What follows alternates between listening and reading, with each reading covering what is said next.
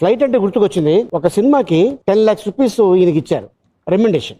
ఆ డబ్బులు తీసుకెళ్ళి ఒక ప్రాపర్టీ కొందామని శంషాబాద్ వెళ్ళి 100 acres 100 acres ఏనా? 100 acres. ఏ ఇయర్లో ఇది?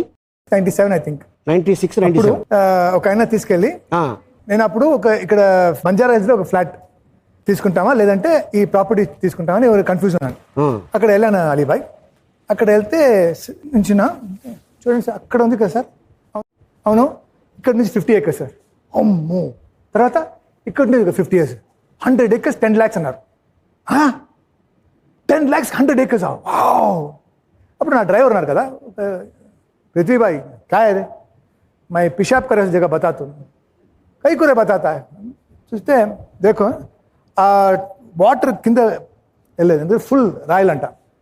పూరా పత్తర్ భాయ్, 10 lakhs నువ్వు కొంటావు, కానీ ఇది ఫెన్సింగ్ చేయాలంటే 20 lakhs పడుతుంది, లేదంటే ఇక్కడ మెయింటైన్.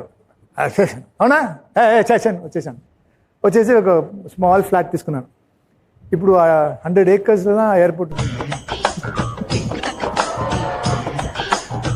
ఆ డ్రైవర్ని ఎందుకు తీసుకెళ్ళావు? వాడెందుకు పోసుకున్నాడు? వాడి వల్ల 100 ఎకరాలు పోయింది.